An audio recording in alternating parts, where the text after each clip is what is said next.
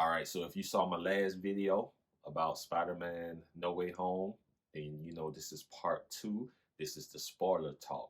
This is the spoiler review, so I can get to talk about more stuff on this one that I didn't get to do. This movie had every fucking thing in it. Didn't write anything. I'm gonna go off the cuffs. Start off. The first thing we got was Charlie Cox. Matt Murdock. You could hear the whispers in the theater when they showed him.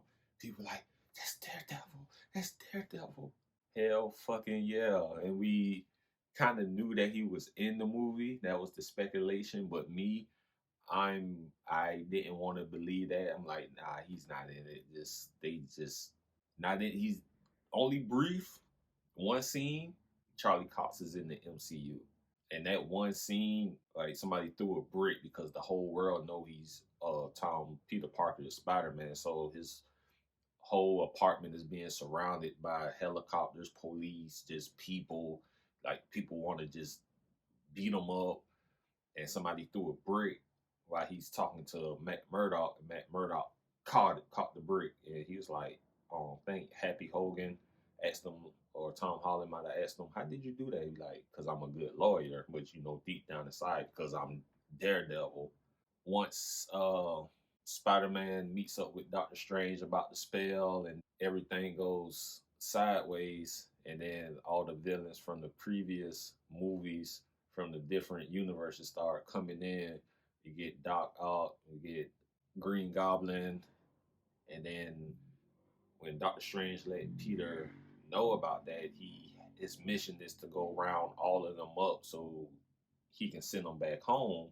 After Peter do that, Doctor Strange and Spider-Man, they butt heads because Peter found out that all of them going to die, and he's like kind of sensing that some of them has good in them, but Doctor Strange don't want to feel that. He's like, that's their fate to die. And Peter's like, no, we can save them. So that's why you get the whole scene when they're on the train, and then Doctor Strange knocks out Peter's spiritual form out his physical form, and that scene was funny because Peter was still able to control his body when he wasn't in his physical form. And Doctor Strange was like, how are you doing that? Like, hey, Spider-Man is fucking awesome. Like, you see what he did to the Winter Soldier in Civil War. Like, wow, you got a metal arm. Like this is fucking Spider-Man. Aunt May dies. And in my other review, that's when I was saying that's when I was fighting back the tears, man, because that scene was sad. Like, Green Goblin glider hits Aunt May, and you think she was dead, like from that impact right then and there, but she was able to get up, stand up, try to walk off, but the wound, it was just too much for her to overcome. She fell talking to Peter, and she just passed away in front of him. And it's like his reaction to it, it's kind of reminiscent of when Mufasa died and how Simba was acting. He was like, "Hey, May, wake up, come on, get up. What are you doing?" And man, you feel that, man. And I was like this in my chair. I was like, oh, my eyes felt like I was underwater. Like I couldn't see nothing because so much water in my eyes just tearing up. I'm like, oh Lord, man, no. Ned, MJ, something happened where the little ring that Doctor Strange wears, Peter was able to give that to Ned, and he was able to create the little circles, the little teleport circles and stuff. And he was like, I just want to find Peter. Because that's after Aunt May died, Peter was just nowhere to be found. And Ned created the circle. He's like, I just want to see Peter. So you see a Spider-Man. You see a Spider-Man full costume, and he sees the portal open up. And from afar, you see the big eyes. And I'm like, bro, that's Andrew. That's Andrew Garfield. And I was like, no, I don't want to. It's far away. I don't want to. And as he walked closer, you can see it. I'm like, bro, that's fucking Andrew Garfield. He came through the portal, and people was like, woo, cheer. I had to clap too. Fucking Andrew Garfield, after all these months or years of speculation that were they going to be in it. And I told myself, if all these past villains are in the movie, why not bring the Spider-Man that they fought? Why just bring the villains and not bring the heroes, the Spider-Man? So they had to be in this, but they did their interviews, they declined it, and I didn't watch the whole red carpet premiere for No Way Home, but I don't even think Toby and Andrew was there, and that could have been part of the contract. They not show up just to keep it a secret.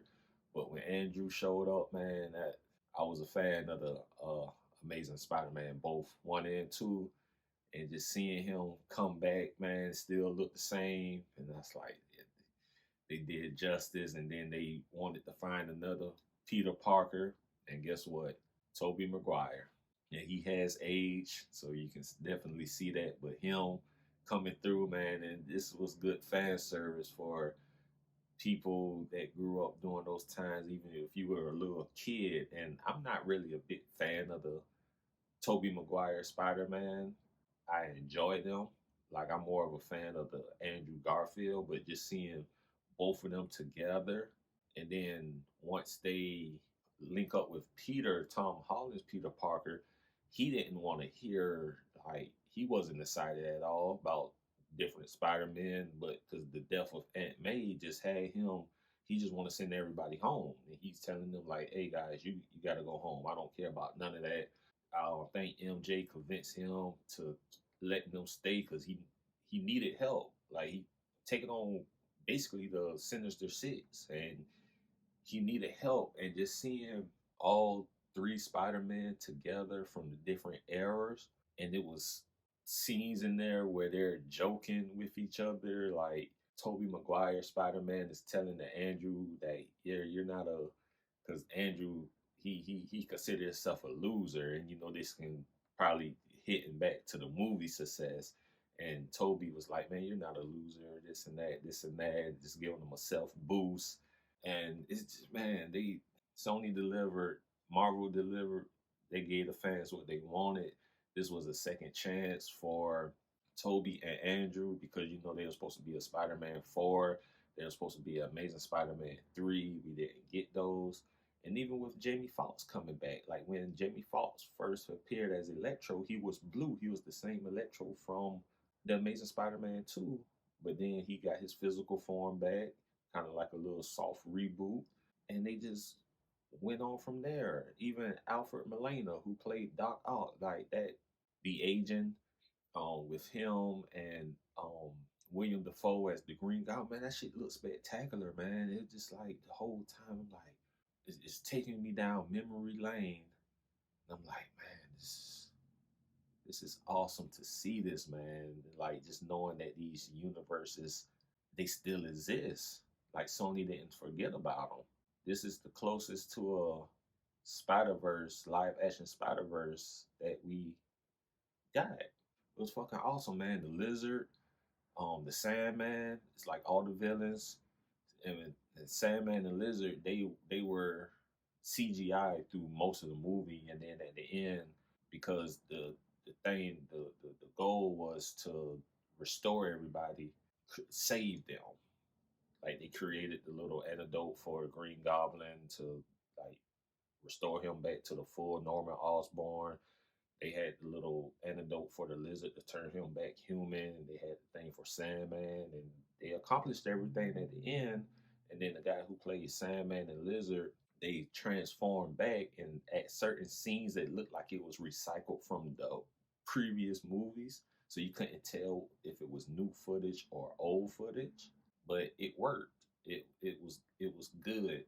Something that most people probably already knew, like the scene when like the final battle, and when MJ was falling and you see the Spider-Man hand come out, and most people was like gonna be Andrew Garfield to save her.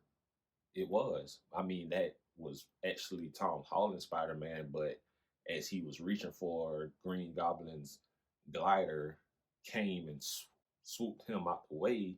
Andrew Garfield saw her being reminiscent of what happened to Gwen Stacy. He jumped down to save her because, like, he was peeping out the relationship between her and Tom Holland Spider-Man, and he said that's what he had, but he lost. That was one reason why they stayed, because when Peter lost Aunt May, he told the other Spider-Man, like, how do y'all know? Y'all, who did y'all lose?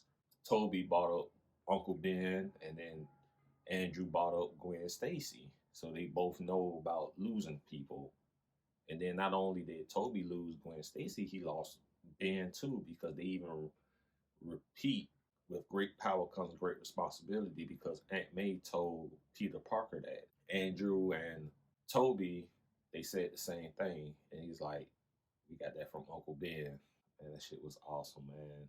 After all the villains got defeated, because Peter, like the final battle was between Peter Parker, Tom Holland's Peter Parker, and Green Goblin, and Peter beat the fuck out Green Goblin. He was about to kill him, and then Toby Maguire stepped in to stop Peter from killing him, and then Green Goblin ended up stabbing Toby Spider-Man, and you thought he was going to die, but he survived.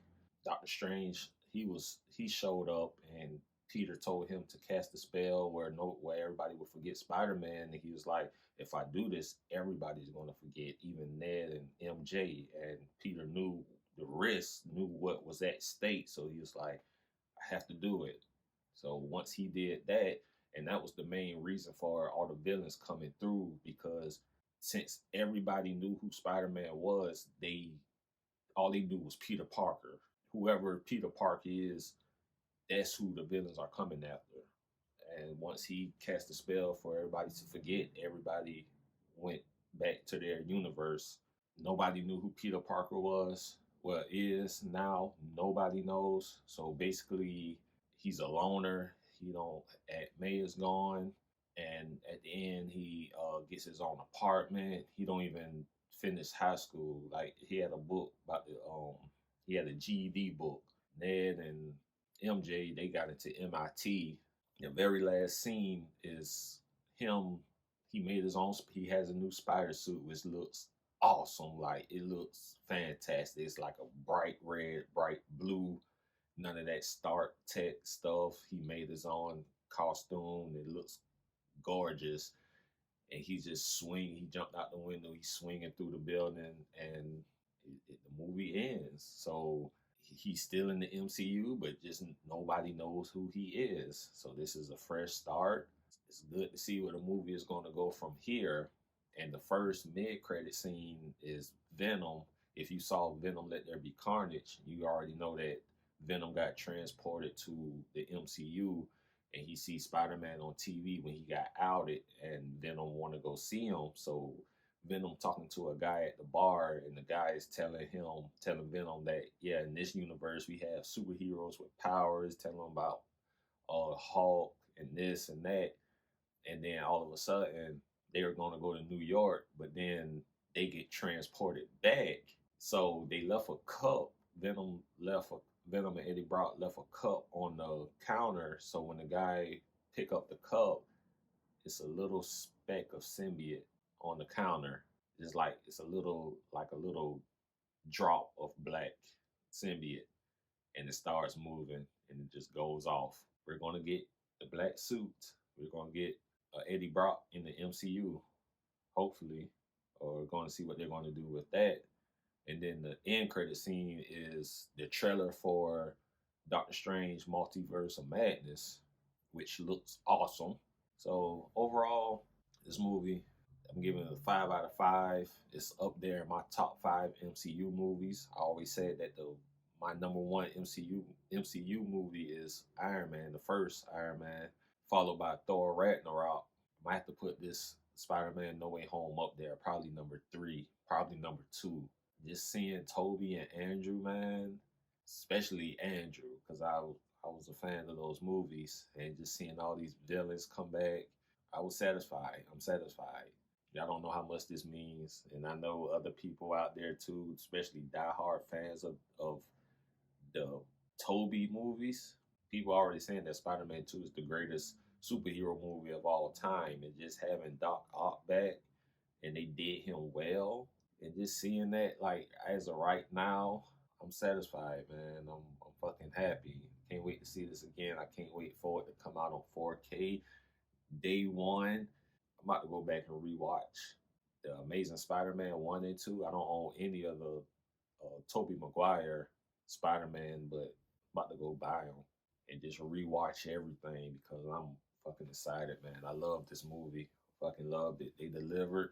It's way better than Homecoming and way better than Far From Home. Hats off to Sony and hats off to Marvel. Y'all did that. Y'all got a satisfied customer over here. And the only thing, we just didn't get Miles in the movie. Y'all let me know what y'all think about it. So just post your comments, like and subscribe, and catch y'all later.